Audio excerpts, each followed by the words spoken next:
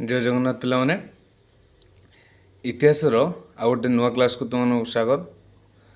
आम पूर्वर प्रथम पाठटी अलरेडी पढ़ी सारी तार क्वेश्चन आंसर पूरा डिटेल्स दे सारी जो पे देखी न था पूर्व वीडियो को जाकि देखिपर।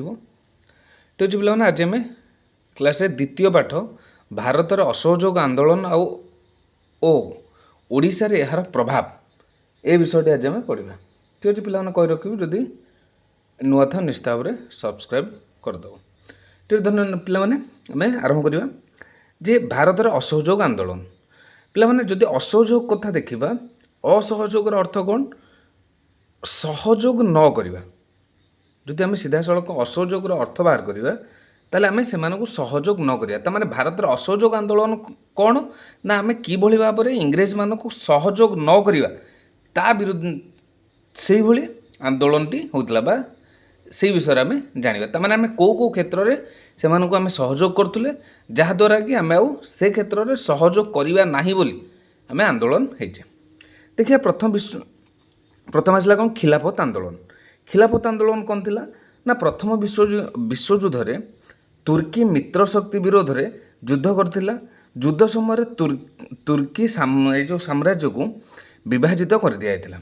तो तुर्की प्रति एतादृश व्यवहार भारतर मुसलमान मान को व्यथित आ क्रोधान्वित करथिला। तो तुर्कीर सुल्तान थिले जो मुसलमान मानक धर्मगुरु होचे खलीफा। तेणु से सुल्तान को समर्थन जनाई तांकर क्षमता ह्रास विरोध में दुई अली भ्राता सैकत अली और मोहम्मद अली नेतृत्व में खिलाफत आंदोलन आरंभ होता। तेणु जो देखा खिलाफत आंदोलन पृष्ठभूमि जो देखा कौन ना प्रथम विश्वयुद्ध जिते कौन होता तुर्की मित्र शक्ति विरोध में जो युद्ध करता युद्ध समय तुर्की समाज को विभाजित कर दिया भाग भाग कर दिया। तुर्की सहित एतादृश व्यवहार भारतर यही व्यवहारटा मुसलमान मान को विशेष भाव में व्यथित करथिला क्रोधान्वित करथिला बा मुसलमान माने रागी जाइथिले। तेणुकर तुर्कीर सुल्तान थिले मुसलमान मानकर धर्मगुरु खलीफा। तेणु सेमाने खलीफा को समर्थन जनाई तांकर क्षमता ह्रास विरोध में दुई अली भ्राता बा दी जन भाई थिले तांको ना करदिला सैकत अली और मोहम्मद अली नेतृत्व में खिलाफत आंदोलन विशेषकर आरंभ होइतिला। तो खलीफा मान समर्थन कर आंदोलन होइतरु याको खिलाफत आंदोलन बोली कहा जाए। तो आंदोलन परिचालना करने खिलाफत कमिटी गठन करा जाइतिला एवं एथिरे दुई अली भ्राता व्यतीत मौलाना अबुल कलाम आजाद हकीम हजमल खां और हसरत मोहिनी सबू आदि सदस्य थिले। ताहले तुम जानछ कि मौलाना अबुल कलाम होचंती आजाद को मूल नाम थिला मोहिउद्दीन अहमद। से जन नेतृ स्थानीय स्वाधीनता संग्रामी थिले। भारतीय संविधान प्रणयन सभार सदस्य भी मध्य थिले। स्वाधीनता भारतर प्रथम शिक्षा मंत्री थिले एवं इंडिया विन्स फ्रीडम नामक पुस्तक से लिखिथिले। पिलाने एटा मन रखिबो 1992 रे तांको मरणोत्तर भारत रत्न सम्मानित होता। मरणोत्तर कौन जो व्यक्ति माने मृत्यु पर जोटा पाई था से मरणोत्तर सम्मान बोली कह जाए। यापर महात्मा गांधी हिंदू मुसलमान को एकत्र करने सहित जातीय आंदोलन जो भित्तिभूमि को दृढ़ करने आंदोलन को समर्थन करते।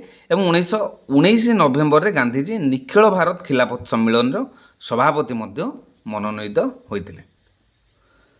तुर्कीर सुल्तान को अधीन में यथेष्ट अंचल विशेषकर मुसलमान मानकर पवित्र स्थान गुड़ी न रखिले सरकार को वर्जन असहयोग करने सम्मेलन में निष्पत्ति निया। जेहेतु से कौन करते ना से चाहूले जेहेतु थे मुसलमान से चाहूले निज धर्मटा को से केमी बढ़ाई से कौन करते तुर्कर सुल्तान मान अधीन जो जी भी अंचल था विशेषकर मुसलमान पवित्र स्थान गुड़ी न रखिले जदि सेगुड़ी न रखा से सरकार को वर्जन करेंगे असहयोग करने से सम्मेलन में निष्पत्ति नहीं से सरकार को सहयोग करेंगे ना।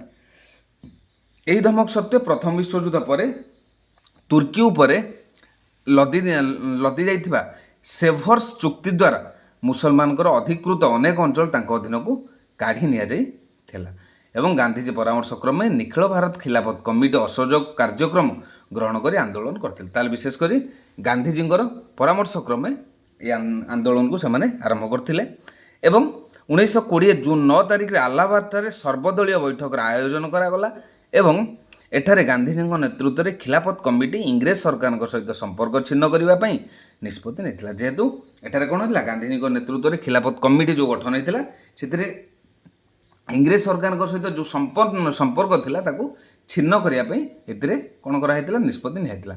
ମୁସଲିମ ଲିଗ୍ ଓ ଭାରତୀୟ ଜାତୀୟ କଂଗ୍ରେସ ଖିଲାଫତ ଆନ୍ଦୋଳନକୁ ସମର୍ଥନ କରିଥିଲେ। ଖିଲାଫତ ଆନ୍ଦୋଳନ କିଏ ନା ଆମର ମୁସଲିମ ଲିଗ୍ ଆଉ ଭାରତୀୟ ଜାତୀୟ କଂଗ୍ରେସ ବା ଯେଉଁଟାକୁ INC ବୋଲି କୁହାଯାଉଛି, ଇଣ୍ଡିଆନ୍ ନ୍ୟାସନାଲ୍ କଂଗ୍ରେସ, ସେମାନେ କ'ଣ କରିଥିଲେ, ଦୁଇ ଜଣ ଯାକେ এই ଖିଲାଫତ ଆନ୍ଦୋଳନକୁ ସମର୍ଥନ ମଧ୍ୟ କରିଥିଲେ। 1920 ଅଗଷ୍ଟ 1 ତାରିଖରେ ଆନୁଷ୍ଠାନିକ ଭାବେ ଅସହଯୋଗ ଆନ୍ଦୋଳନ ଆରମ୍ଭ ହୋଇଥିଲା। ଉକ୍ତ ଦିନ ପୂର୍ବାହ୍ନରେ ଲୋକମାନ୍ୟ ବାଲ ଗଙ୍ଗାଧର ତିଲକଙ୍କ ଦେହାନ୍ତ ହୋଇଥିଲା। ତିଲକ ବିୟୋଗ ଜନିତ ଶୋକ ପାଳନ ଏବଂ ଆନ୍ଦୋଳନ ଆରମ୍ଭର ମିଶ୍ରିତ ପ୍ରକ୍ରିୟାରେ ସମଗ୍ର ଦେଶର ହରତାଳ ଓ ଶୋଭାଯାତ୍ରା ସଂଗଠିତ ହୋଇଥିଲା। ତାମାନେ 1920 ଅଗଷ୍ଟ 1 ତାରିଖରେ ଆନୁଷ୍ଠାନିକ ଭାବେ ଖିଲାଫତ ଆନ୍ଦୋଳନ ତାହେଲେ ଆରମ୍ଭ ହୋଇଥିଲା। ଆଉ ଏହି ଦିନ ବି କ'ଣ ହେଇଥିଲା ନା ଲୋକମାନ୍ୟ ବାଲ ଗଙ୍ଗାଧର ତିଲକଙ୍କର ଦେହାନ୍ତ ବା ମୃତ୍ୟୁବରଣ ହୋଇଥିଲା। ତାମାନେ ଦୁଇଟା ସାରା ଘଟଣାକୁ ଗୋଟେ ଦିନରେ ପାଳନ କରାହେଇଥିଲା।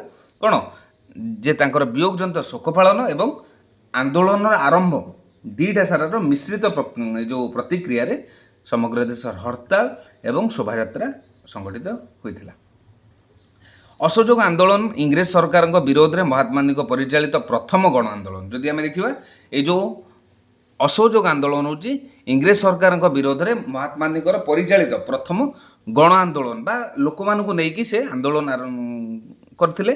ଏହି ଆନ୍ଦୋଳନ ବ୍ରିଟିଶ ସାମ୍ରାଜ୍ୟର ମୂଳଦୁଆକୁ ଦୋହଲାଇଥିଲା। ଏଇ ଯେଉଁ ଆନ୍ଦୋଳନ, ଯେଉଁ ଅସହଯୋଗ ଆନ୍ଦୋଳନ କରାଯାଇଥିଲା, ଏହି ଆନ୍ଦୋଳନଟି ବିଶେଷ ଭାବରେ କ'ଣ କରିଥିଲା ନା ବ୍ରିଟିଶ ସାମ୍ରାଜ୍ୟରେ ବା ଇଂରେଜମାନଙ୍କ ମଧ୍ୟରେ ଗୋଟେ ବିରାଟ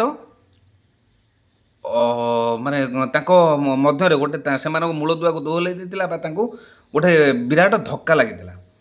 1919 ଖ୍ରୀଷ୍ଟାବ୍ଦରେ ରାଓଲଟ ଆଇନ, ଜାଲିଆନାୱାଲାବାଗ ହତ୍ୟାକାଣ୍ଡ ଭଳି ଅଭାବନୀୟ ଘଟଣା ଯୋଗୁଁ ଗାନ୍ଧିଜୀ ଇଂରେଜ ସରକାରଙ୍କ ନୈତିକତା ଉପରେ ବିଶ୍ୱାସ ହରାଇଥିଲେ। କାହିଁକିନା ତା ପୂର୍ବରୁ ଆମେ ପଢ଼ିଛନ୍ତି ଯେଉଁ 1919 ରାଓଲଟ ଆକ୍ଟ ଥିଲା, ରାଓଲଟ ଆଇନ କ'ଣ ଥିଲା, ଗୋଟେ ଯେମିତି ଏଥିରେ କ'ଣ ହେଉଥିଲା ଯେ ଯେଉଁ ଭାରତୀୟଙ୍କର ମାନବ ଯେଉଁ କ୍ଷୁର୍ଣ୍ଣ ହେଉଥିଲା, କ'ଣ କ୍ଷୁର୍ଣ୍ଣ ହେଉଥିଲା ନା ସେମାନେ ଚାହୁଁଥିଲେ ଯେ ରାଓଲଟ ଆଇନ ଅନୁସାରେ ଯେ ଇଂରେଜମାନେ ଯାହାକୁ ଚାହିଁବେ ଯେକୌଣସି ଭାରତୀୟଙ୍କୁ ବିନା କୌଣସି ଅଦାଲତର ଇଏରେ ବା ଦୋଷୀ ସାବ୍ୟସ୍ତରେ ସେମାନେ ଚାହିଁଲେ କ'ଣ କରିପାରିବେ, ତାକୁ କାରାଦଣ୍ଡ ଦେଇପାରିବେ। ଏଇଟା ଥିଲା ରାଓଲଟ ଆକ୍ଟ, ଯେଉଁଟାକି ତା ବିରୁଦ୍ଧରେ କ'ଣ କରାହେଇଥିଲା ନା ଏ ଯେଉଁ ଭାରତୀୟମାନେ କ'ଣ କରୁଥିଲେ ନା ଆନ୍ଦୋଳନ ଜାରି ରଖିଥିଲେ। ଏବଂ ସେଇ ମଧ୍ୟରେ ମଧ୍ୟ ଯେଉଁ ଜାଲିଆନାୱାଲାବାଗ ହତ୍ୟାକାଣ୍ଡ ହୋଇଥିଲା ସେଥିରେ କ'ଣ ହେଇଥିଲା, ଯେଉଁ ସେମାନେ ଦୁଇ ପ୍ରକାର, ସେତେବେଳେ ସେମାନଙ୍କୁ ଅମୃତସରର ଜାଲିଆନାୱାଲାବାଗରେ ସେତେବେଳେ ଇଂରେଜମାନଙ୍କ ଦ୍ୱାରା ମନା କରାହେଇଥିଲା ଯେ କୌଣସି ସ୍ଥାନରେ ତୁମେ ସଭା ସମିତି କରିପାରିବ ନାହିଁ। କିନ୍ତୁ ଏଥିପ୍ରତି ସେମାନେ ଲୋକମାନେ କ'ଣ ଥିଲେ ନା ସେମାନେ ଜାଣିନଥିଲେ ଏବଂ ଯାହାଦ୍ୱାରା କି ସେମାନେ ବାଧ୍ୟ ହୋଇକି ଯେହେତୁ କରିଥିଲେ, କରିବା ସମୟରେ ସେହି ସମୟରେ ବୈଶାଖୀ ପଡ଼ିଆରେ ଯେଉଁ କରିଥିଲେ, ବାଧ୍ୟ ହୋଇକି ତାଙ୍କର ଯେଉଁ କମିଶନର ଥିଲେ ଜେନେରାଲ ଡାୟାର, ତାଙ୍କର ନିର୍ଦ୍ଦେଶାକ୍ରମେ କ'ଣ କରାଯାଇଥିଲା, ଯେଉଁ ଆଖିବୁଜା ଗୁଳିଚାଳନା କରାଯାଇଥିଲା, ଯାହାଦ୍ୱାରା କି ହଜାର ହଜାର ଲୋକ ମୃତ୍ୟୁବରଣ କରିଥିଲେ। ଏଇ ଯେଉଁ ଦୁଇଟା ଘଟଣା ଯେଉଁ ଘଟିଥିଲା, ଏଇ ଯେଉଁ ଦୁଇଟା ଘଟଣା ଯୋଗୁଁ କ'ଣ କରୁଥିଲେ ନା ଇଂରେଜ ସରକାରଙ୍କ ଉପରେ ନୈତିକତା ଉପରେ ବିଶ୍ୱାସ ରହିଥିଲା। କାହିଁକିନା ସେ ଗୋଟେ ନୃଶଂସ ପ୍ରକୃତିର ସେମାନେ ଇଏ କରିଥିଲେ, ଆଚରଣ ପ୍ରଦର୍ଶନ କରିଥିଲେ। ତ ସେ ଇଂରେଜ ସରକାରଙ୍କଠାରୁ ସବୁ ପ୍ରକାର ସହଯୋଗ ଛିନ୍ନ କରି ଶାନ୍ତିପୂର୍ଣ୍ଣ ଭାବେ ଅହିଂସା ଉପରେ ଅସହଯୋଗ ଆନ୍ଦୋଳନ ଡାକରା ଦେଇଥିଲେ। ତେଣୁକରି ସେ ଆଉ ହିଂସାତ୍ମକ ଆଚରଣ ନ କରି ସେ ଅହିଂସା ଅନୁସାରେ ବା ଅହିଂସା ଉପରେ ଅସହଯୋଗ ଆନ୍ଦୋଳନ ଡାକରା ଦେଇଥିଲେ। ଭାରତ ଶାସନ ଆଇନ 1919ରେ ତ୍ରୁଟି, ଅମୃତସର ଘଟଣାର ତଦନ୍ତ ପାଇଁ ନିଯୁକ୍ତି, ହଣ୍ଟର କମିଟିଙ୍କ ବିବରଣର ପକ୍ଷପାତିତା ତଥା ଭାରତର ମୁସଲମାନମାନଙ୍କର ଇଂରେଜ ବିରୋଧୀ ଖିଲାଫତ ଆନ୍ଦୋଳନ ଗାନ୍ଧିଜୀଙ୍କ ଅସହଯୋଗ ଆନ୍ଦୋଳନ ଆହ୍ୱାନକୁ ସାକାର କରିବାରେ ସହାୟକ ହୋଇଥିଲା। ତାହେଲେ ଯେଉଁ ଆନ୍ଦୋଳନ କରିଥିଲେ ତା ସହିତ ଆଉ କ'ଣ କ'ଣ ହେଇଥିଲା ନା ପ୍ରଥମ କଥା ହେଲା ଯେଉଁ ଖିଲାଫତ ଆନ୍ଦୋଳନ ମହାତ୍ମା ଗାନ୍ଧୀଙ୍କ ଅସହଯୋଗ ଆନ୍ଦୋଳନକୁ ବି ଆହୁରି ଦୃଢ଼ୀଭୂତ କରିପାରିଥିଲା। ଦେଖିବା ଭାରତ ଶାସନ ଆଇନ 1919 କ'ଣ ଥିଲା। ଭାରତ ଶାସନ ଆଇନ 1919 ଦେଖ, ଇଂଲଣ୍ଡର ବୈଦେଶିକ ସଚିବ ଏଡୱିନ୍ ମଣ୍ଟେଗ୍ୟୁ ଓ ଭାରତର ଭାଇସରୟ ଲର୍ଡ଼ ଚେମ୍ସଫୋର୍ଡ଼ଙ୍କ ଦ୍ୱାରା ପ୍ରସ୍ତୁତ ହୋଇଥିବା ଭାରତୀୟ ସମ୍ବିଧାନ ସଂସ୍କାର ଗୁଡ଼ିକ 1919 ଡିସେମ୍ବର 23ରୁ ଭାରତୀୟ ଶାସନ ଆଇନ ନାମରେ ଇଏ ଥିଲା। ତାମାନେ କ'ଣ ଯେ ମଣ୍ଟେଗ୍ୟୁ ଆଉ ଭାରତର ଯେଉଁ ଭାଇସରୟ ଥିଲେ ଲର୍ଡ଼ ଚେମ୍ସଫୋର୍ଡ଼, ଏମାନଙ୍କ ଦ୍ୱାରା କ'ଣ ହେଇଥିଲା, ଗୋଟେ ସମ୍ବିଧାନ ସଂସ୍କାର ବା ସେଥିରେ କିଛି ସେମାନେ ବଦଳେଇକି ସେଟାକୁ କେଉଁ ଆଇନରେ ନା ଭାରତ ଶାସନ ଆଇନ ଭାବରେ ସେ ରଖିଥିଲେ, ଯେଉଁଟାକି 1919 ମସିହାରେ ତାକୁ ପ୍ରଚଳିତ କରିଥିଲେ। ଏହି ଆଇନକୁ ମଣ୍ଟେଗ୍ୟୁ ଚେମ୍ସଫୋର୍ଡ ସଂସ୍କାର ମଧ୍ୟ କୁହାଯାଏ। ତା'ମାନେ ପୂର୍ବରୁ ଯେଉଁ ଆଇନ ଥିଲା ସେଥିରେ କିଛି ସେମାନେ କ'ଣ କରିଥିଲେ ନା କିଛି ପରିବର୍ତ୍ତିତ କରିକି ତାକୁ ଭାରତ ଶାସନ ଆଇନ 1919 ବା ମଣ୍ଟେଗ୍ୟୁ ଚେମ୍ସଫୋର୍ଡ ସଂସ୍କାର ନାମରେ ତାକୁ ରଖାଯାଇଥିଲା। ଏଥିରେ କେତେକ ତ୍ରୁଟି ରହିଥିଲା। ପ୍ରଥମତଃ ଭାଇସରୟ ଓ ତାଙ୍କର କାର୍ଯ୍ୟକାରୀ ପରିଷଦ ଭାରତୀୟ ସଂସଦ ପରିବର୍ତ୍ତେ ବ୍ରିଟିଶ ମନ୍ତ୍ରିମଣ୍ଡଳ ନିକଟରେ ଉତ୍ତରଦାୟୀ ରହିଲେ। ଦ୍ୱିତୀୟତଃ ପ୍ରାଦେଶିକ ସ୍ତରରେ ଦ୍ୱୈତ ଶାସନ କ୍ଷମତା ବ୍ୟବସ୍ଥା ଅନୁଯାୟୀ ରାଜ୍ୟପାଳଙ୍କ ଅଧୀନରେ ରଖାଯାଇଥିବା ବିଭାଗଗୁଡ଼ିକ ଠାରୁ ଅପେକ୍ଷାକୃତ କମ୍ ଗୁରୁତ୍ୱ ବିଭାଗ ମନ୍ତ୍ରିମଣ୍ଡଳରେ ରହିଲା। ତାମାନେ ଏଠି ଦୁଇଟା କେତୋଟି ତ୍ରୁଟି ରହିଥିଲା। ପ୍ରଥମ ତ୍ରୁଟି କ'ଣ ଥିଲା ନା ଏଠି ଭାଇସରୟ ଓ ତାଙ୍କର କାର୍ଯ୍ୟକାରୀ ପରିଷଦ ଭାରତୀୟ ସଂସଦ ପରିବର୍ତ୍ତେ ବ୍ରିଟିଶ ମନ୍ତ୍ରିମଣ୍ଡଳ ନିକଟରେ ଉତ୍ତରଦାୟୀ ରହିବ। ତାମାନେ ଯାହା ହେବା କଥା ସେମାନେ ବୁଝିବେ କି ବ୍ରିଟିଶର ଯେଉଁ ମନ୍ତ୍ରିମଣ୍ଡଳ ଥାଏ ତାଙ୍କ ଉପରେ ଉତ୍ତରଦାୟୀ ରହିବ। ତା ସହିତ ଦ୍ୱିତୀୟତଃ ପ୍ରାଦେଶିକ ସ୍ତରରେ ଦ୍ୱୈତ ଶାସନ କ୍ଷମତା ଅବସ୍ଥା ଅନୁସାରେ ରାଜ୍ୟପାଳଙ୍କ ଅଧୀନରେ ରଖାଯାଇଥିବା ବିଭାଗଗୁଡ଼ିକ ଠାରୁ ଅପେକ୍ଷାକୃତ କମ୍ ଗୁରୁତ୍ୱପୂର୍ଣ୍ଣ ବିଭାଗ ମନ୍ତ୍ରିମଣ୍ଡଳ ଅଧୀନରେ ରହିଲା। କାହିଁକିନା ଯେହେତୁ ଗୁରୁତ୍ୱପୂର୍ଣ୍ଣ ଇଏ ଗୁଡ଼ାକୁ ସେମାନେ କ'ଣ କଲେ ନା ରାଜ୍ୟପାଳଙ୍କ ଅଧୀନରେ ରଖିଦେଲେ, ଯାହାଦ୍ୱାରା କି ସେମାନେ ରାଜ୍ୟପାଳଙ୍କ ଅଧୀନରେ ରଖିଦେଲେ ତାଙ୍କର ଫାଇଦା କ'ଣ ହେବ ନା ସେମାନେ ଯେଉଁଟାକୁ ଚାହିଁବେ ସେଇଟାକୁ ପରିବର୍ତ୍ତନ କରିଦେବେ। କିନ୍ତୁ ମନ୍ତ୍ରିମଣ୍ଡଳରେ ଯେଉଁ ସଦସ୍ୟମାନେ ଥିଲେ, ଯେଉଁ ଭାରତୀୟ ସଦସ୍ୟମାନେ, ହୁଏତ ସେମାନେ ଯେଉଁ ନିୟମଟା କରିବେ ସେମାନେ କ'ଣ କରିବେ, ହୁଏତ ତାଙ୍କର ହସ୍ତକ୍ଷେପ କରିପାରନ୍ତି। ସେଇଥିପାଇଁ ସେମାନଙ୍କର ନିଜ ସ୍ୱାର୍ଥ ଦୃଷ୍ଟିରୁ ସେମାନେ କ'ଣ କଲେ ନା ଗୁରୁତ୍ୱପୂର୍ଣ୍ଣ ବିଭାଗ ଗୁଡ଼ାକୁ ରାଜ୍ୟପାଳଙ୍କ ଅଧୀନରେ ରଖିଦେଲେ, ଯାହାଦ୍ୱାରା କି ସେଥିରେ ଆଉ କ'ଣ ହେବ ମନ୍ତ୍ରିମଣ୍ଡଳ କୌଣସି ହସ୍ତକ୍ଷେପ କରିପାରିବନି ବା ଯେଉଁ ମନ୍ତ୍ରିମଣ୍ଡଳରେ ଭାରତୀୟ ସଦସ୍ୟ ଥିଲେ ସେମାନେ ଆଉ ଚାହିଁଲେ ବି ହସ୍ତକ୍ଷେପ କରିପାରିବେ ନାହିଁ, ଯାହାଦ୍ୱାରା କି ସେମାନଙ୍କର ଅଧିକ ସ୍ୱାର୍ଥ ସାଧନ ହେବ। ସେଭଳି ତୃତୀୟତଃ କ'ଣ ଥିଲା ନା କେନ୍ଦ୍ରୀୟ ପ୍ରାଦେଶିକ ବ୍ୟବସ୍ଥାପକ ସଭାର ସଭ୍ୟମାନଙ୍କ ପୂର୍ବରୁ ଥିବା ମୁସଲମାନ ସମ୍ପ୍ରଦାୟ ବ୍ୟତୀତ ଶିଖ ଓ ଖ୍ରୀଷ୍ଟିଆନ ସାମ୍ପ୍ରଦାୟ ଭିତ୍ତିକ ନିର୍ବାଚନ ମଣ୍ଡଳୀ ଗଠିତ ହେଲା। ତା'ମାନେ କ'ଣ ହେଲା ସେମାନେ କ'ଣ ଚାହୁଁଥିଲେ ନା ପୂର୍ବରୁ ଯେଉଁ ମୁସଲମାନ ସମ୍ପ୍ରଦାୟ ବ୍ୟତୀତ ପ୍ରଥମରୁ ତ ସେମାନେ କ'ଣ କଲେ ହିନ୍ଦୁ ମୁସଲମାନ ଅଲଗା କରିଦେଲେ। ତା'ମାନେ ଦେଖ ସେମାନେ ପ୍ରଥମ କଥା ହେଲା ସେମାନେ ଏଭଳି ଯେଉଁ ସାମ୍ପ୍ରଦାୟିକ ଗେମ୍ କାହିଁକି ଖେଳୁଥିଲେ ନା କାହିଁକିନା ସେମାନେ ଜାଣିଥିଲେ ଯେହେତୁ ଆମର ଗୋଟେ ଭାରତରେ ସବୁ ପ୍ରକାର ଧର୍ମର ଲୋକ ଅଛନ୍ତି ଏବଂ ଏକତା ହେଇକି ଅଛନ୍ତି, ସେମାନେ ପ୍ରଥମେ ଚାହୁଁଥିଲେ ଯେ ଏକତାଟାକୁ ଭାଙ୍ଗିବା ପାଇଁ। ସେଇଥିପାଇଁ ସେମାନେ କ'ଣ କଲେ ନା ସାମ୍ପ୍ରଦାୟିକ ବିବିଧତା ସୃଷ୍ଟି କରିଦେଲେ। ହିନ୍ଦୁ ଅଲଗା, ହିନ୍ଦୁମାନଙ୍କ ପାଇଁ ଅଲଗା ଆଇନ, ମୁସଲମାନଙ୍କ ଅଲଗା ଆଇନ। ତା ପରବର୍ତ୍ତୀରେ ସେ କ'ଣ କଲେ ଯେଉଁ ଶିଖ ଖ୍ରୀଷ୍ଟିଆନ ଥିଲେ ସେମାନଙ୍କର ବି ଅଲଗା ନିର୍ବାଚନ ମଣ୍ଡଳୀ କରିଦେଲେ। ତା'ମାନେ ସାମ୍ପ୍ରଦାୟିକ ବିବିଧତାଟାକୁ ସେମାନେ ଭାଗ ଭାଗ କରିଦେଲେ, ଲୋକମାନଙ୍କୁ ଭାଗ ଭାଗ କରିଦେଲେ, ଯାହାଦ୍ୱାରା କି ସେମାନଙ୍କ ଭିତରେ କ'ଣ ହେବ ନା ଭାରତୀୟମାନଙ୍କର ଏକତାଟା ଆଉ ଏତେ ଯେତିକି ଷ୍ଟ୍ରଙ୍ଗ ହେଇକି ରହୁଥିଲା ସେମାନେ ରହିବନି, ଯାହାଦ୍ୱାରା କି ତା'ର ଫାଇଦାଟା କିଏ ନେବେ ନା ବ୍ରିଟିଶର୍ସ ମାନେ ନେବେ। ତେଣୁକରି ଏହି ଉଦ୍ଦେଶ୍ୟ ତାଙ୍କର ମୁଖ୍ୟ ଉଦ୍ଦେଶ୍ୟ ସେଇଆ ଥିଲା। ଏବଂ ଚତୁର୍ଥତଃ କ'ଣ ଥିଲା ଭୋଟଦାନ ଅଧିକାରକୁ ଅଧିକ ସଙ୍କୁଚିତ କରାଗଲା। ଭାରତୀୟ ଜାତୀୟ କଂଗ୍ରେସ ସଂସ୍କାର ଗୁଡ଼ିକ ଯଥେଷ୍ଟ ସନ୍ତୋଷଜନକ ନୁହେଁ ବୋଲି ଘୋଷଣା କରି ତା ପରିବର୍ତ୍ତେ ଏକ ଶକ୍ତିଶାଳୀ ସ୍ୱରାଜ ପାଇଁ ଦାବି କଲା। ଏବଂ ଏଇ ଯେଉଁ ସେ ଯେଉଁ କରିଥିଲେ ଯେଉଁଟା ତେଣୁକରି ଯେଉଁ ଭାରତ ଶାସନ ଆଇନ ଯେଉଁ କିଛି ନୂଆ ନିୟମ କରିଥିଲେ ଏଥିରେ ଏଇ ଯେଉଁ ଆଇନ ଗୁଡ଼ିକୁ ଭାରତୀୟ ଜାତୀୟ କଂଗ୍ରେସ କ'ଣ ତାକୁ ସନ୍ତୋଷଜନକ ନଥିଲା ବା ସେ ସେଥିରେ ରାଜି ନଥିଲା। ତେଣୁକରି ସେ ମଧ୍ୟ ଏଇ ସ୍ୱରାଜ ଦାବି ପାଇଁ ସେ ଦାବି କଲେ ବା ତାକୁ ସେ ବିରୋଧ କରିବା ଆରମ୍ଭ କରିଥିଲେ। ତାପରେ ପଢ଼ିବା ହଣ୍ଟର କମିଟି କ'ଣ। ଦେଖ ହଣ୍ଟର କମିଟି କ'ଣ ନା ହଣ୍ଟର କମିଟି ରିପୋର୍ଟ ଜାଲିଆନାୱାଲାବାଗ ହତ୍ୟାକାଣ୍ଡ ପରେ ଏକ ସରକାରୀ ତଦନ୍ତ ପାଇଁ ଦାବି ହେବାରୁ ସରକାର 1919 ଅକ୍ଟୋବର 14ରେ ଲର୍ଡ଼ସ୍ ହଣ୍ଟରଙ୍କ ନେତୃତ୍ୱରେ ଏକ କମିଟି ଗଠନ କରିଥିଲେ। ତାହେଲେ ଏ ଯେଉଁ ଘଟଣା ଘଟିଥିଲା ତା'ର ଗୋଟେ ଯେ କ'ଣ ଯେ ଗୋଟେ ସରକାରୀ ତଦନ୍ତ କରିବା ପାଇଁ ଯେତେବେଳେ ଉଠିଲା ଦାବି ଉଠିଲା ତ ସେତେବେଳେ କ'ଣ କରାହେଲା ନା ଜଣେ ଲର୍ଡ଼ ହଣ୍ଟର ତାଙ୍କ ନେତୃତ୍ୱରେ ଗୋଟେ କମିଟି ଗଠନ କରାହେଲା।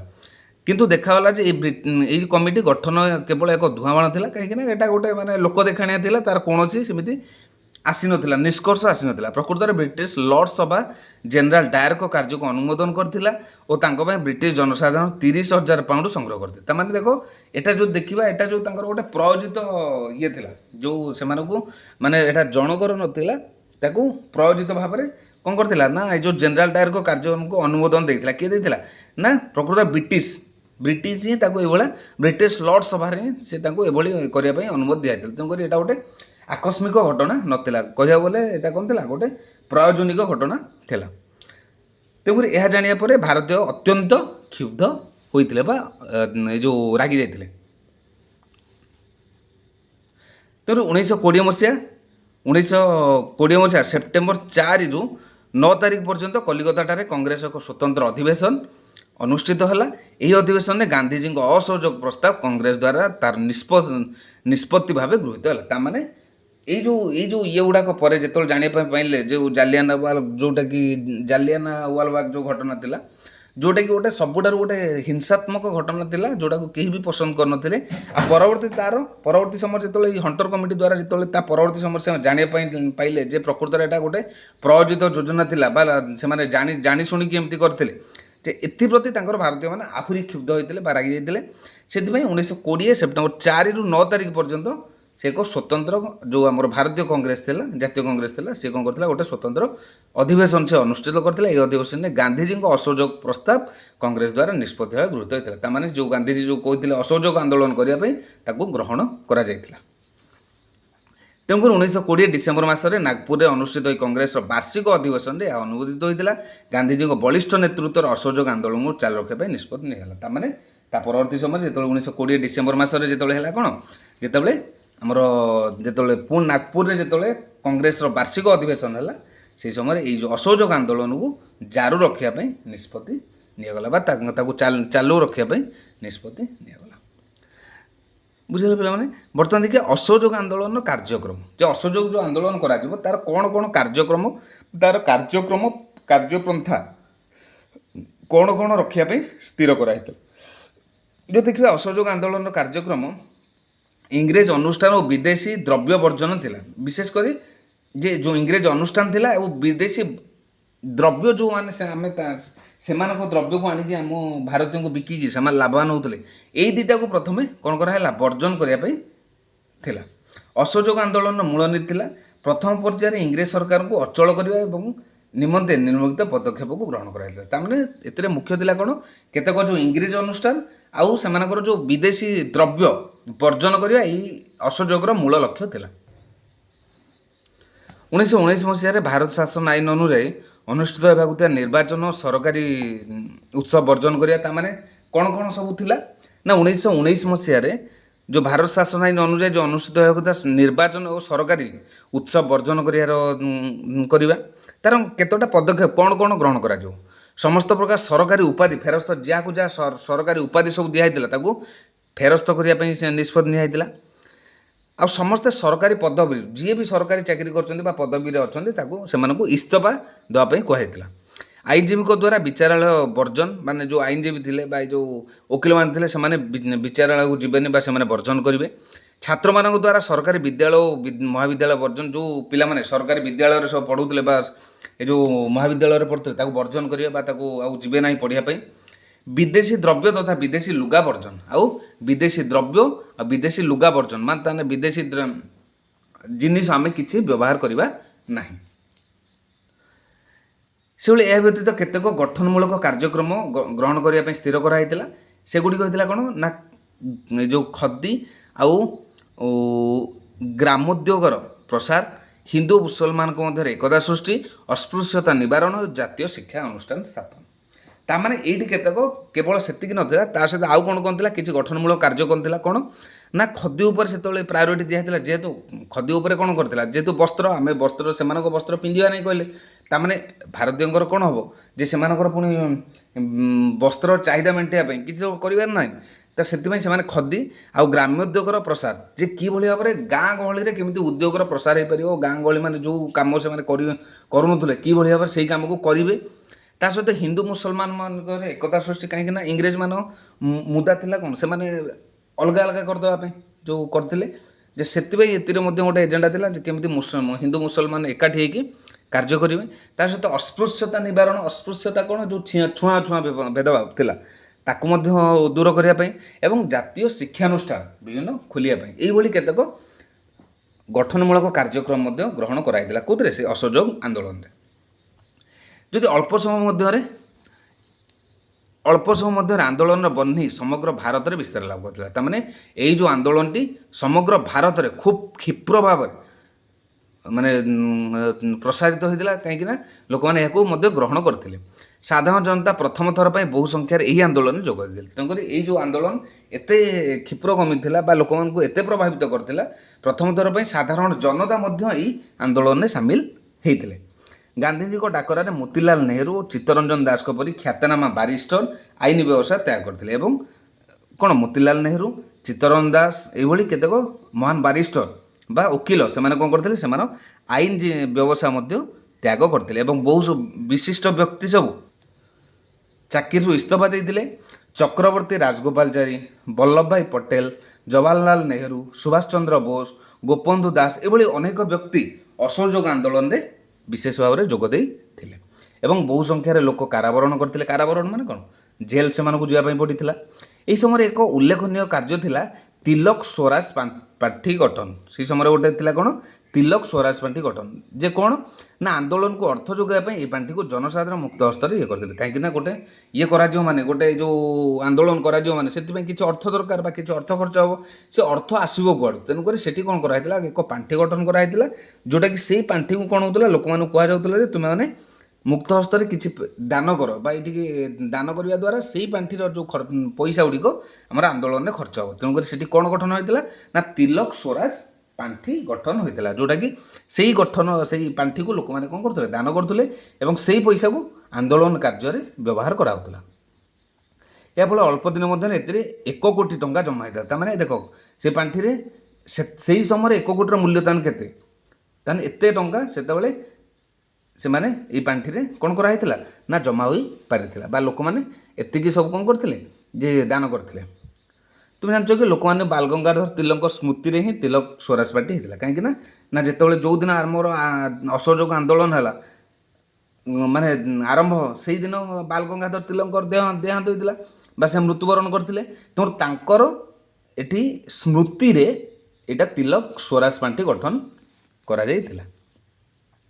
ଏହି ସମୟରେ ସତ୍ୟାଗ୍ରହୀମାନଙ୍କ ଦ୍ୱାରା ୱେଲସର ଯୁବରାଜଙ୍କ ଭାରତ ପ୍ରଦର୍ଶନକୁ ବାସନ୍ଦ କରାଯାଇଥିଲା। ସରକାରଙ୍କ ସହିତ ଜନସାଧାରଣଙ୍କ ଅସହଯୋଗ ଇଂରେଜ ମୂଳଦୁଆକୁ ଦୋହଲାଇଥିଲା। ତା'ମାନେ ଏଇ ଯେଉଁ ଅସହଯୋଗ ଆନ୍ଦୋଳନ, କାହିଁକିନା ଅସହଯୋଗରେ ଏଇ ଯେଉଁ ନିଷ୍ପତ୍ତି ଯେଉଁ ନିଆଗଲା, ସେମାନଙ୍କ ଏଇ ଯେଉଁ ମାନେ ସରକାରୀ କର୍ମଚାରୀ ମାନେ ଛାଡ଼ିଦେବେ, ସେମାନଙ୍କର କୌଣସି ଦ୍ରବ୍ୟ ଆମେ ବ୍ୟବହାର କରିବୁନି, ତା'ମାନେ ସେମାନଙ୍କର ଇନକମ୍ ସୋର୍ସ କ'ଣ ଥିଲା, ସେଗୁଡ଼ାକ ଥିଲା। ତେଣୁକରି ସେଗୁଡ଼ାକୁ ଯେତେବେଳେ ପରିତ୍ୟାଗ ହେଇଗଲା, ଯେଉଁଟାକି ତାଙ୍କ ଉପରେ ଗୋଟେ କ'ଣ ଯେ ଶକ୍ତ ଧକ୍କା ଲାଗିଲା, ଯେଉଁଟାକି ତାଙ୍କର ମୂଳଦୁଆକି ଦୋହଲାଇ ଦେଇଥିଲା।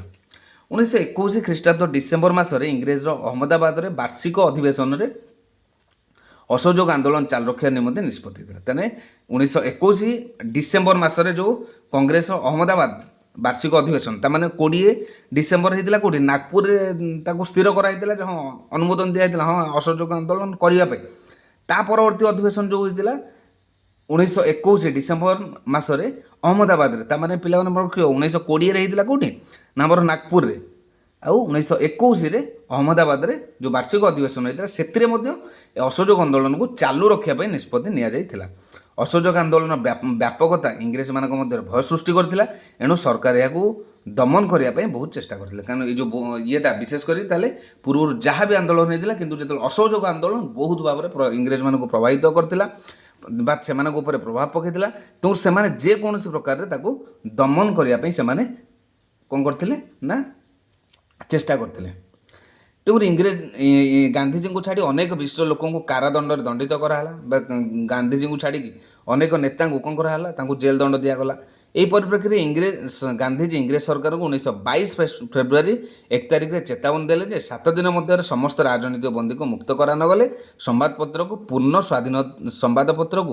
ପୂର୍ଣ୍ଣ ସ୍ୱାଧୀନତା ଦିଆ ନଗଲେ ସେ ଆଇନ ଅମାନ୍ୟ ଆନ୍ଦୋଳନ ଆରମ୍ଭ କରିବେ। ତା'ମାନେ କ'ଣ ହେଲା ଯେ ସେତେବେଳେ କ'ଣ ହେଉଥିଲା, ଯେଉଁ ସମ୍ବାଦପତ୍ରକୁ ସେମାନେ ମଧ୍ୟ ବନ୍ଦ କରିଦେଇଥିଲେ। କାହିଁକିନା ସମ୍ବାଦପତ୍ରରେ କ'ଣ ହେଉଥିଲା, ଯେଉଁ ସେମାନଙ୍କ ବିରୁଦ୍ଧରେ ଯେଉଁ ଖବର ଛାପୁଥିଲା ତାକୁ ପଢ଼ିକି ଲୋକମାନେ ଅନୁପ୍ରାଣିତ ହେଉଥିଲେ, ତ ତାକୁ ବି ବନ୍ଦ କରିଦିଆ ହେଇଥିଲା। ଏବଂ ସେ ଯାଇକି କାହାକୁ ଚେତାବନୀ ଦିଆଗଲା ଯେ 1922 ମସିହା ଫେବୃଆରୀ 1 ତାରିଖରେ ଯେ ଯଦି ତୁମେ ଆମର ଯେଉଁ ନେତାମାନଙ୍କୁ ତୁମେ ବନ୍ଦୀ କରିଛ ତାଙ୍କୁ ଯଦି ନ ଛାଡ଼ିବ ଏବଂ ସମ୍ବାଦପତ୍ରକୁ ଚାଲିବା ପାଇଁ ଯଦି ସ୍ୱାଧୀନତା ନ ଦିଆଯିବ ବା ସମ୍ବାଦପତ୍ରକୁ ଯଦି ନ ଚଲାଯାଏ, ତାହେଲେ ଆମେ ଆଇନ ଅମାନ୍ୟ ଆନ୍ଦୋଳନ ଆମେ ଆରମ୍ଭ କରିବୁ। କିନ୍ତୁ ଗାନ୍ଧିଜୀଙ୍କ ଚେତାବନୀ କାର୍ଯ୍ୟକାରୀ ହେବା ପୂର୍ବରୁ ଏକ ଅଭାବନୀୟ ଘଟଣା ଘଟିଥିଲା। 1922 ଫେବୃଆରୀ 5 ତାରିଖରେ ଉତ୍ତରପ୍ରଦେଶର ଗୋରଖପୁର ଅଞ୍ଚଳ ସ୍ଥିତ ଚୌରାଚୌରୀ ନାମକ ସ୍ଥାନରେ ଉତ୍ତ୍ୟକ୍ତ ଆନ୍ଦୋଳନକାରୀମାନେ ଏକ ପୋଲିସ ଷ୍ଟେସନରେ ନିଆଁ ଲଗାଇଥିଲେ, ଯାହାଫଳରେ 22 ଜଣ ପୋଲିସ କର୍ମଚାରୀ ଜୀବନ୍ତ ଦଗ୍ଧ ହୋଇଥିଲେ। ତା'ମାନେ ଏହି ସମୟରେ ଗୋଟେ ଅଭାବନୀୟ ଯେଉଁ ଘଟଣା ଘଟିଥିଲା କ'ଣ, ଚୌରାଚୌରୀ जो एक पुलिस स्टेशन रे से कौन करते उत्त्यक्त लोपे पूरा निआ लगे जोटा कि प्राय 22 जन पुलिस कर्मचारी जीवंता से मरी जाते। तो यही हिंसात्मक घटना गांधीजी को बहुत व्यथित करथिला एवं से अनुभव कले जे भारतीय मैंने अहिंसा उपर आंदोलन करने को संपूर्ण रूपे प्रस्तुत होई नथिले तेणु से कहा सहित परामर्श नने असहयोग आंदोलन स्थगित रखा घोषणा कले। तार ये जो चोरा चोरी घटनाटी मनरे बहुत माने व्यथित करथिला कहीं वर्तमान पर्यंत भी से अनुभव कले वर्तमान पर्यंत भी ये जो अहिंसा भाव में कौन सी हिंसात्मक आचरण न करने भाव में भारतीय माने प्रस्तुत नहांती। तेणुक से कौन कले किसी दिन पर स्थगित कले। तेणुक फेब्रुआरी 12 तारिख में बरदोली ठारे कांग्रेस कार्यकारिणी बैठक में आंदोलन स्थगित घोषणा कराइला। ता माने फेब्रुआरी 12 तारिख देख जो फेब्रुआरी 5 रे घटना घटिला 12 से बरदोली ठारे कांग्रेस कार्यकारिणी बैठक में स्थगित करने कराला कहीं जेहेतु एभली गोटे घटना घटिला सी चाहूले कौन से अहिंसा भाव में कौन से हिंसात्मक आचरण न करने कि जेहेतु जो हिंसात्मक आचरण है से प्राय 22 जन लोक दग्ध मरीगले मैं जीवंता पोड़ी मरीगले तेणुक से बहुत व्यथित होता है। तेणुक बंद करने से स्थगित करने से अनुमोदित है। यही अप्रत्याशित निष्पत्ति अन्य कांग्रेस नेता मान स्तब्ध कला। सुभाष चंद्र बोस असहयोग आंदोलन स्थगित निष्पत्ति को जातीय विपर्यय भाव में अनंग तार यही जो बंद हवाटा को सी अन्न कहीं आउ एतेटा नहीं पारे ना भाई से ग्रहण करें ना। तेणुक ए जातीय कांग्रेस एक विपर्यय भाव में ग्रहण करने वर्णना करते किए सुभाष चंद्र बोस। देखिए असहयोग आंदोलन फलाफल कौन थी ना 1922 मार्च 10 तारिख में गांधीजी को गिरफ्त कर 6 वर्ष जेल दंड दिया। यही आंदोलन स्थगित होता सत किंतु आंदोलन प्रभाव सुदूर प्रसारित था। तमें 1922 मार्च 10 तारिख में से कौन करते ना 6 वर्ष जेल दंड कारादंड दिगला जो दंडित कराला। तो ये आंदोलन स्थगित हो जाता किंतु जे लोक मान भितर जो आंदोलन सुदूर प्रसार था लोक मान मन में गोटे छाप छाड़ी जाता। प्रथम थर पर कांग्रेस सरकार विरोध आंदोलन संगठित परिचालित होता भविष्य विप्लव पर भारतवासी को उत्साहित करता। जे जो येटा कही जो आंदोलनटा गोटे भारतीय मान मन में इंग्रेज मान प्रति जो आंदोलन मनोभावटा से कौन करता सृष्टि करता से गोटे मूल दुआ पकईला। प्रथम थर पर कांग्रेस आंदोलन जन आंदोलन गण आंदोलन में परिणत होता है। तार कौन प्रथम थर जो कांग्रेस आंदोलन जो जन केते जन लोक जो आंदोलन करते यही आंदोलन कौन होता है जड़े साधारण लोकर आंदोलन भाव ये परिचित होता कहीं ये आंदोलन में केवल नेता माने नुहे समग्र साधारण लोक मैंने जड़ित होते अंशग्रहण करते। 1922 मुस्ताफा कमाल फासांग नेतृत्व में तुर्कीर जो साधारणतंत्र प्रतिष्ठित होगा द्वारा एठार खलीफा व्यवस्थार उच्छेद है। खलीफा व्यवस्थार जो उच्छेद है एवं फल खिलाफत आंदोलन यौक्तिकता रहा ना। तेणुक असहयोग आंदोलन स्थगित रखा पर भारत में खिलाफत आंदोलन अवसान घटला कहीं जो खिलाफत आंदोलन जो थिला से कौन है तुर्की जो साधारणतंत्र प्रतिष्ठित होगा द्वारा खलीफा जो व्यवस्था थिला सेटा कौन है उच्छेद होगला बा उठीगला जहाँद्वारा कि जो खिलाफत आंदोलन जो मुंड टेकी थिला सेटा मूलीगला बा सी पुणी सी माने धिमेगला। एवं देखा गले जो खिलाफत आंदोलन जो असहयोग आंदोलन स्थगित है ताद्वारा ये आंदोलन अवसान घटिला। स्वाधीनता आंदोलन प्रथम शक्त धक्का इंग्रेज सरकार बर्दास्त करथिला सत मात्र यार परवर्ती पर्यायर संकल्पबद्ध भारतीय मानकर सम्मुखीन होगा जो इंग्रेज सरकार को बहुत कष्ट सहक पड़ा। तामाने जदि मोटामोटी भाव में देखा असहयोग आंदोलन विशेषकर प्रथम गोटे जन आंदोलन सृष्टि होता बा लोक मध्य गोटे आंदोलनात्मक मनोभाव सृष्टि करथिला जहाँद्वारा कि परवर्ती आंदोलन असहयोग आंदोलन सफल हो नथिला सत किंतु परवर्ती समय लोक मध्य गोटे आंदोलनात्मक मनोभाव सृष्टि करथिला। ठीक अच्छे पे आप नेक्स्ट क्लास रे आमे ओडिशार असहयोग आंदोलन में ओडिशार कौन प्रभाव पड़ता आम पढ़ा। ठीक अच्छे पे जदि भल लगुता निश्चित भाव में सब्सक्राइब करदेव। धन्यवाद।